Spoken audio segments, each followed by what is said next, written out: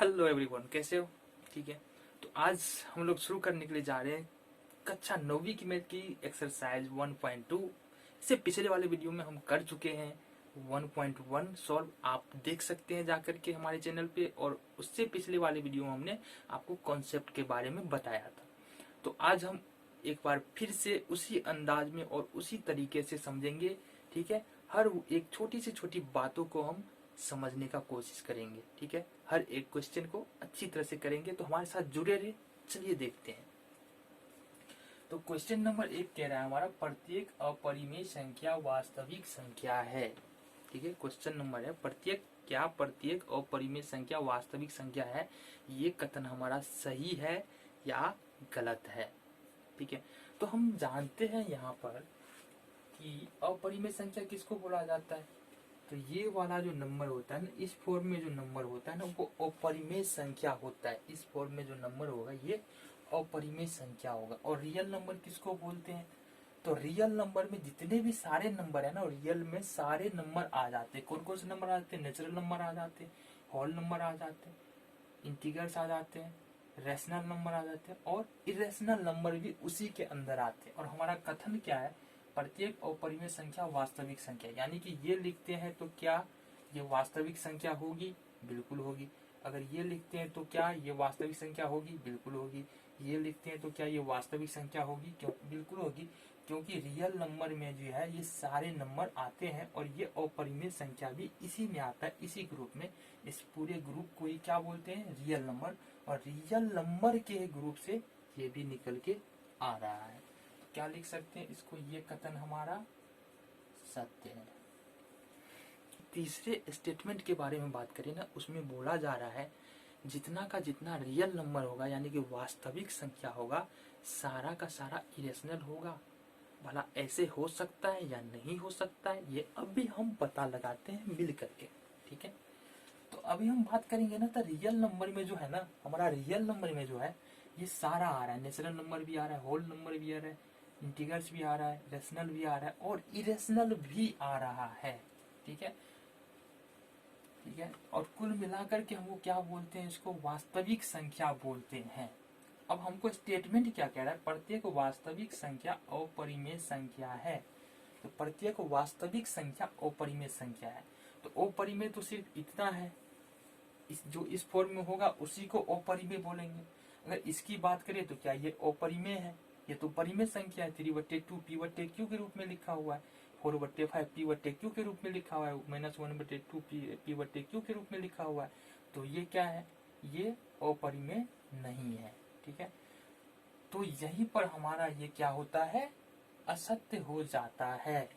ठीक है, इसलिए ये कथन क्या हो गया? असत्य।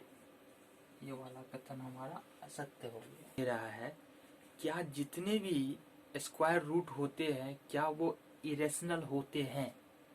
यदि नहीं होते हैं तो हमको उदाहरण यहाँ पर देना है। देखते हैं, यहाँ पर बात की जाए ना, तो अगर 4 की बात करेंगे हम, तो 4 क्या होगा?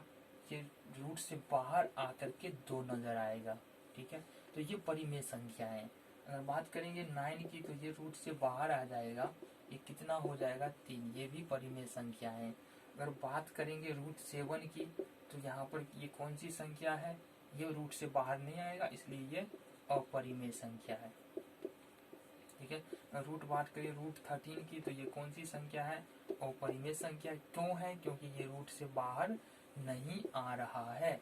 तो यानी कि कहने का मतलब ये है कि यदि जितना भी स्क्वायर रूट संख्या है ना, वो सारा का सारा इरेशनल नहीं होगा, कुछ रेशनल भी होगा और कुछ इरेशनल भी होगा। ये उदाहरण देने के लिए बोला गया था। ये उदाहरण यहाँ पर लिखा जा चुका है, आप देख सकते हैं और नोट भी कर सकते हैं। 3 में हमको रूट 5 को जो है ना संख्या रेखा पर दिखाना है। ठीक है, अब रूट 5 को हम संख्या रेखा पर किस तरह से दिखाएंगे, है ना? तो ज्यादा मुश्किल है नहीं रूट 5 को संख्या रेखा पर दिखाना। बस हमारे साथ बने रहिए और इसको ना खेलते खेलते घूमते टहलते इस क्वेश्चन को हम सॉल्व कर लेते हैं। ठीक है, तो ये होता है हमारा नंबर लाइन। ये होता है हमारा क्या चीज? नंबर लाइन होता है संख्या रेखा 0, इधर नेगेटिव, और ये 1, ये 2, ये 3, ये पॉजिटिव हो गया। हमको रूट 5 को दिखाना है। अच्छा, रूट 5 को नंबर लाइन पर से दिखाने से पहले सबसे पहले हम समझ लेते हैं एक चीज यहाँ पर। ये है हमारा राइट एंगल ट्रायंगल। कौन सा ट्रायंगल है? राइट एंगल यानी समकोण त्रिभुज है ये। इसमें एक कोण 90 डिग्री का होता है और सामने की भुजा को बोलते हैं लंब, इसको बोलते हैं आधार और इसको बोलते हैं इसको बोलते हैं कर्ण, इसको बोलते हैं आधार और इसको बोलते हैं लंब। ठीक है, सामने वाले की 90 डिग्री सामने वाला कर्ण, ठीक है, ये लंब और ये आधार। अब हमको यहाँ पर पाइथागोरस प्रमेय के बारे में जानना होगा। वो है कर्ण का यदि स्क्वायर करेंगे ना, यानी इस भुजा का कुछ मान दिया हुआ हो, अगर उसका स्क्वायर कर लेंगे तो वो लंब के स्क्वायर प्लस आधार के स्क्वायर के बराबर होगा।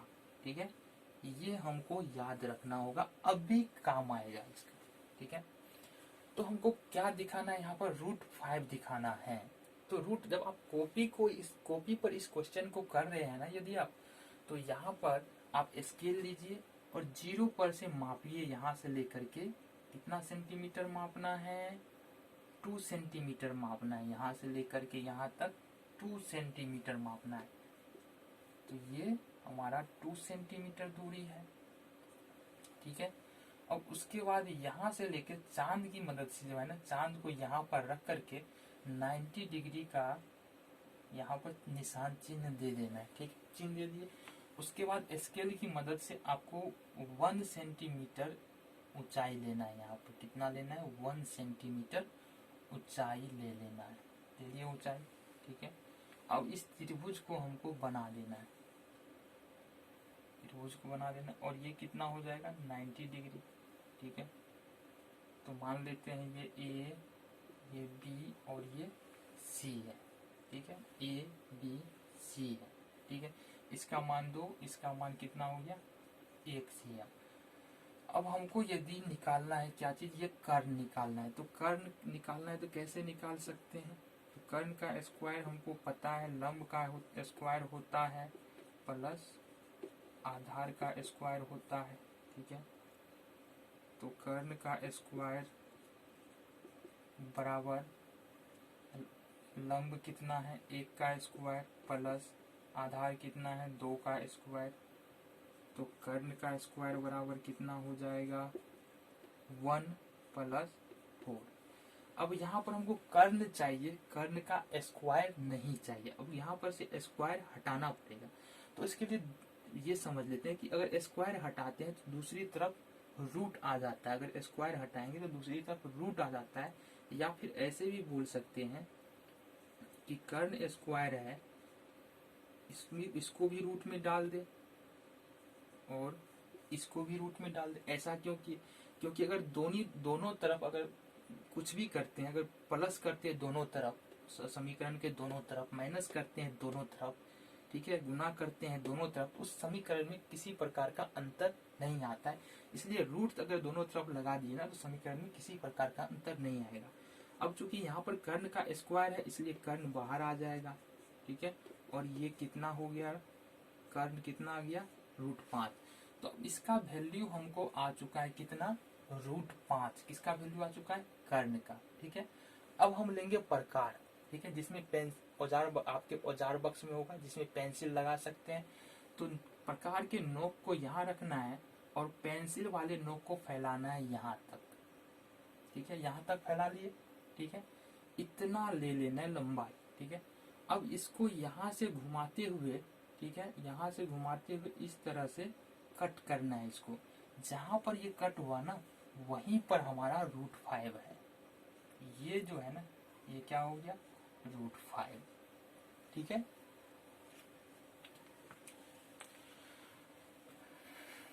तो आज की वीडियो में बस इतना ही। ठीक है, आशा करते हैं आपको क्वेश्चन सारे समझ में आ रहे हैं। यदि आपने अभी तक हमारे चैनल को सब्सक्राइब नहीं किया है तो सब्सक्राइब जरूर कर ले, ताकि आने वाले समय जो है ना एक्सरसाइज 3 का वीडियो भी बहुत जल्द आ जाएगा, इसलिए हमारे चैनल को सब्सक्राइब करें। और वीडियो पसंद आ रहा है ना, समझ में क्वेश्चन आ रहा है ना, तो वीडियो को लाइक जरूर करें। मिलते हैं आपसे अगले वीडियो में।